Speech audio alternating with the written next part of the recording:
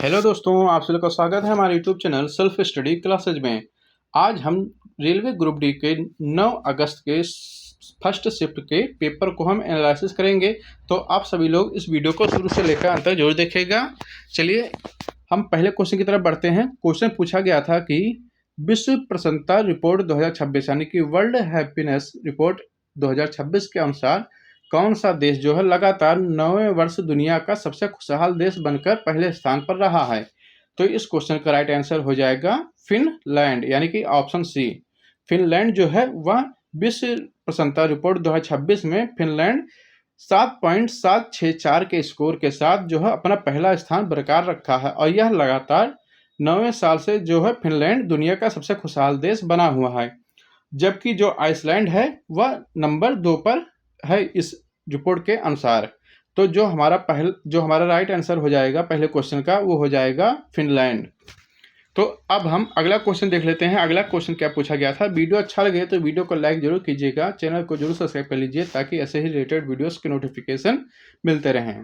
तो अगला क्वेश्चन पूछा गया था कि शीतकालीन ओलंपिक के इतिहास में किस देश ने सर्वाधिक मेडल जीते थे। इस क्वेश्चन का राइट आंसर हो जाएगा नॉर्वे। नॉर्वे जो है वह शीतकालीन ओलंपिक के इतिहास में सबसे ज़्यादा मेडल जीते हैं।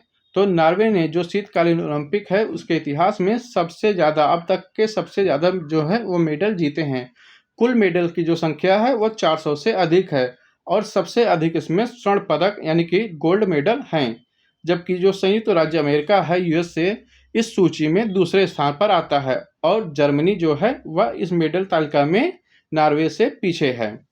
तो इस क्वेश्चन का राइट आंसर हो जाएगा नॉर्वे जो है वह शीतकालीन ओलंपिक के इतिहास में सर्वाधिक मेडल जीतने वाला देश है। अब अगला क्वेश्चन देखते हैं। अगला क्वेश्चन क्या पूछा गया था। अगला क्वेश्चन टिश्यू से रिलेटेड है। अगला क्वेश्चन पूछा गया था कि त्वचा पर चोट लगने या कटने पर कौन सा मुख्य ऊतक जो है वह प्रत्यक्ष रूप से प्रभावी होता है। तो इस क्वेश्चन का राइट आंसर हो जाएगा एपिथेलियल टिश्यू, यानी कि उपकला ऊतक जो है वह प्रभावी होता है। यानी कि जो उपकला ऊतक होता है वह शरीर पर यानी कि जो शरीर की त्वचा होती है वह सबसे उसके बाहरी त्वचा पर पाया जाता है, जो शरीर के अंगों की रक्षा करता है और चोट लगने पर या फिर कटने पर पहले ही उपकला ऊतक जो है यह प्रभावी हो जाता है। और जो संयोजी ऊतक होता है तो त्वचा के नीचे यानी कि त्वचा के जब गहरी चोट लगती है तब यह संयोजी ऊतक प्रभावी होता है और इससे जो हल्की चोट लगती है तो इसमें उपकला ऊतक जो है वह प्रभावी हो जाता है। इसीलिए इसका राइट आंसर हो जाएगा एपिथेलियल टिश्यू यानी कि उपकला ऊतक। अब अगले क्वेश्चन की तरफ देखते हैं। अगला क्वेश्चन पूछा गया है कि 40 ओम और 60 ओम के दो रेजिस्टेंस जो है प्रतिरोध जो है वह पैरेलल यानी कि समांतर क्रम में जुड़े हुए हैं। तो इस संयोजन का तुल्य प्रतिरोध क्या होगा। तो इसका राइट आंसर दोस्तों हो जाएगा 1/40 प्लस 1/60। अब हम जब उसका एलसीएम लेंगे तो आ जाएगा 120 और ऊपर जब हम क्रॉस करेंगे तो आ जाएगा हमारा 5। तो अब हम इसको जब काटेंगे तो हमारा आ जाएगा 24, यानी कि जो आर का मान आ जाएगा वो आ जाएगा 24 ओम। इसीलिए इस क्वेश्चन का जो राइट आंसर हो जाएगा वो हो जाएगा ऑप्शन बी 24 ओम। अब हम अगले क्वेश्चन की ओर बढ़ते हैं। अगला क्वेश्चन क्या पूछा गया था। अगला क्वेश्चन पूछा गया था कि कीटोन जो है कीटोन का समान आईयूपीएसी जो प्रत्यय यानी कि जो सफिक्स है वह क्या होता है और CH3 का आईयूपीएसी नाम क्या होता है। तो इस क्वेश्चन का राइट आंसर हो जाएगा बी, यानी कि जो कीटोन है उसका आईयूपीएसी प्रत्यय जो होता है वो ओन होता है और जो CH3 है उसका आईयूपीएसी नाम जो है वह प्रोपेन हो जाएगा, क्योंकि इसमें जो है 3 कार्बन परमाणु होते हैं इसलिए इसका जो रासायनिक नाम है वह एसीटोन है और आईयूपीएसी जो नाम होता है वह प्रोपेन हो जाता है, प्रोपेनोन। तो इस क्वेश्चन का राइट आंसर हो जाएगा प्रोपेनोन, ऑप्शन बी। अब हम अगले क्वेश्चन की तरफ बढ़ते हैं। अगला क्वेश्चन पूछा गया था कि तंत्रिका तंत्र के बारे में निम्नलिखित में से कौन सा कथन गलत है। तो आपको गलत कथन जो है वह चुनना था। तो इस क्वेश्चन का जो राइट आंसर हो जाएगा वो हो जाएगा ऑप्शन बी। नेफ्रॉन तंत्रिका तंत्र की बुनियादी संरचनात्मक और कार्यात्मक इकाई है। नेफ्रॉन जो है वह किडनी से रिलेटेड है, जबकि इसकी जो तंत्रिका तंत्र है इसकी जो वो क्या नाम है, संरचनात्मक और क्रियात्मक इकाई होगी वह नेफ्रॉन नहीं होगी, न्यूरॉन होगी। इसलिए इस क्वेश्चन का राइट आंसर हो जाएगा ऑप्शन बी, कथन जो है वह गलत है। अब अगले क्वेश्चन देखते हैं। अगला क्वेश्चन क्या पूछा गया था। अगला क्वेश्चन है कि खाद्य श्रृंखला यानी कि जो फूड चेन होता है उसमें हानिकारक रसायन पदार्थ जैसे कीटनाशक या डीडीटी की सांद्रता जो है वह सबसे अधिक किस स्तर पर होती है। तो इस क्वेश्चन का राइट आंसर हो जाएगा सर्वोच्च उपभोक्ता पर, यानी कि शीर्ष पर जो होता है उसमें जो है वह सबसे अधिक स्तर पाई जाती है। अगर हम इसका एक्सप्लेनेशन देखें तो इसे जैविक आवर्धन यानी कि बायोलॉजिकल मैग्निफिकेशन कहते हैं। जैसे जैसे खाद्य जो रसायन खाद्य होते हैं उसमें खाद्य श्रृंखला में पोषण स्तरों में आगे बढ़ते हैं और उनकी जो सांद्रता है वह भी बढ़ती जाती है, क्योंकि जो जीव होते हैं जीव इनमें अपने शरीर से जो चयापचय होता है या फिर उत्सर्जित नहीं कर पाते, इसीलिए ये सर्वोत्तम उपभोक्ताओं में सबसे अधिक मात्रा में संचित होते हैं। इसीलिए इसका जो राइट आंसर हो जाएगा वो हो जाएगा शीर्ष यानी कि सर्वोच्च उपभोक्ता। अब अगला क्वेश्चन देख लेते हैं।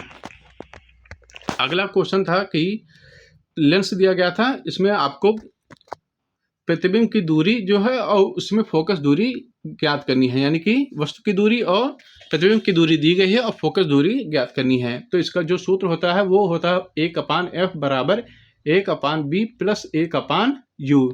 ये जो है लेंस का फार्मूला होता है। अब हम दोस्तों इसको हम जब लगाएंगे तो हमारा जो 1/f हो जाएगा, 1/f बराबर 1/-20 फिर प्लस में 1/ब्रैकेट में -20। अब ये माइनस जो है यहाँ पर आ जाएगा तो ये माइनस बन जाएगा प्लस, तो 1/-20 माइनस 1/20। अब इसको जब हम हल करेंगे तो आ जाएगा हमारा -1/10। इसीलिए जो फोकस दूरी हो जाएगी वो हो जाएगी ऑप्शन ए -10 सेंटीमीटर। इसीलिए इस क्वेश्चन का राइट आंसर हो जाएगा ऑप्शन ए। अब हम अगला क्वेश्चन देख लेते हैं। अगला क्वेश्चन पूछा गया था कि जब एक रोलर कोस्टर अपने ट्रैक के उच्चतम बिंदु पर होता है, यदि उस पर बैठे व्यक्ति का द्रव्यमान मान लीजिए 2 गुना कर दिया जाए तो उसकी जो कुल स्थितिज ऊर्जा होती है यानी पोटेंशियल एनर्जी, उस पर क्या प्रभाव पड़ता है। तो इसका जो राइट आंसर हो जाएगा वो हो जाएगा ऑप्शन सी, जो है दोगुनी से हो जाएगी, यानी कि उसका जो गुरुत्वीय स्थिति ऊर्जा है वह दोगुनी हो जाएगी। इसका सूत्र क्या होता है, PE बराबर mgh। PE बराबर mgh। जब हम दोस्तों इसका द्रव्यमान दोगुना कर देंगे तो इसकी जो पोटेंशियल एनर्जी है ये भी दोगुनी हो जाएगी। इसीलिए इसका जो राइट आंसर हो जाएगा वो हो जाएगा हमारा ऑप्शन सी, दोगुनी हो जाएगी, यानी कि जो स्थितिज ऊर्जा है वो दोगुनी हो जाएगी।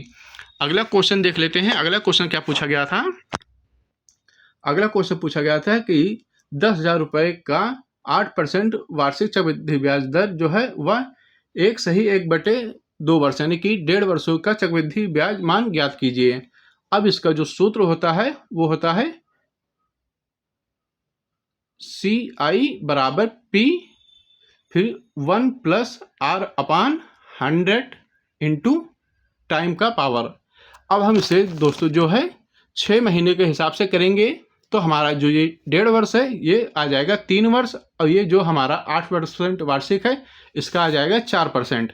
अब इसको जब हम इस सूत्र पर लगाएंगे तो हमारा जो राइट आंसर है वो निकल के आ जाएगा हमारा ऑप्शन बी, 1248.64 पैसे जो है इसका राइट आंसर हो जाएगा। चक्रवृद्धि ब्याज जो है इसका राइट आंसर हो जाएगा। अब हम अगले क्वेश्चन की ओर बढ़ते हैं। अगला क्वेश्चन क्या है। अगला क्वेश्चन है CH3CH2OH का IUPAC नाम क्या होगा। तो इसका जो राइट आंसर हो जाएगा वो हो जाएगा एथेनॉल। इस क्वेश्चन का जो राइट आंसर है वो है एथेनॉल, क्योंकि जो यौगिक है उसमें CH3CH2COH में कार्बन परमाणु की जो संख्या है वो 2 है, इसीलिए जो इसका मूल शब्द होगा वो एथ होगा। इसीलिए जो क्रियात्मक जो समूह होता है उसमें अल्कोहल OH जुड़ जाता है, इसीलिए इसका जो सफिक्स हो जाएगा वो हो जाएगा अल। और इसीलिए इसका जो राइट आंसर हो जाएगा वो हो जाएगा एथेनॉल। तो इस क्वेश्चन का राइट आंसर हो जाएगा ऑप्शन बी। अब हम अगले क्वेश्चन की ओर बढ़ते हैं। अगला क्वेश्चन जो है पूछा गया था कि यदि किसी निश्चित राशि पर 20% वार्षिक दर से 5 वर्षों का साधारण ब्याज 56,000 रुपये है तो इसका मूलधन क्या होगा। तो इसका जो SI बराबर हो जाएगा PRT अपॉन 100। अब इसको जब हम SI का रखेंगे 56,000 बराबर P रखेंगे और R रखेंगे 20% और टाइम जो रखेंगे वो 5% रखेंगे। उसके बाद जब हम इसको हल कर देंगे तो हमारा जो मूलधन है वो आ जाएगा 56,000। इसीलिए इस क्वेश्चन का राइट आंसर हो जाएगा ऑप्शन सी 56,000 रुपये। अब हम अगले क्वेश्चन की ओर बढ़ते हैं। अगला क्वेश्चन पूछा गया था कि PMRC का फुल फॉर्म क्या है। तो इस क्वेश्चन का राइट आंसर हो जाएगा प्राइम मिनिस्टर रिसर्च चेयर। तो जो PMRC जो है उसका राइट आंसर है प्राइम मिनिस्टर रिसर्च चेयर जो है इसका राइट आंसर हो जाएगा। यह अनुसंधान जो है यह अनुसंधान और शैक्षणिक क्षेत्र से जुड़ा हुआ एक महत्वपूर्ण पदवी है, यानी कि एक पहल है।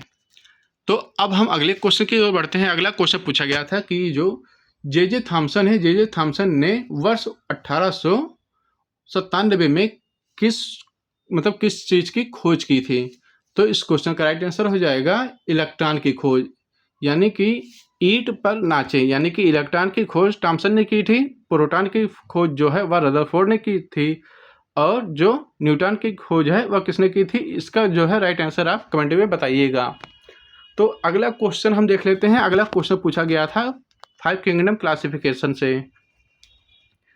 तो इसमें पूछा गया है कि जीवाणु जो है यानी कि बैक्टीरिया उसको निम्नलिखित में से किस जगत में रखा गया है। तो इस क्वेश्चन का जो राइट आंसर हो जाएगा वो हो जाएगा मोनेरा जगत। जो जीवाणु होता है वह एक कोश के यानी कि यूनिसेलुलर होता है, यूनिसेलुलर प्रोकैरियोटिक जीव है।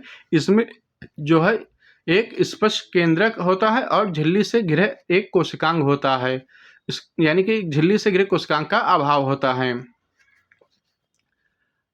इसीलिए दोस्तों जो जैविक वर्गीकरण है इसके अनुसार जो है ये मोनेरा जगत में रखा गया है। अब अगला क्वेश्चन देख लेते हैं। अगला क्वेश्चन पूछा गया है कि श्री एन राजम निम्नलिखित में से किस वाद्य यंत्र से संबंधित है। तो इसका राइट आंसर हो जाएगा वायलिन। वायलिन जो है उस वाद्य यंत्र से जो है एन राजम जो है संबंधित हैं। अब हम अगले क्वेश्चन की ओर बढ़ लेते हैं। अगला क्वेश्चन देख लेते हैं। तो ये लास्ट क्वेश्चन था।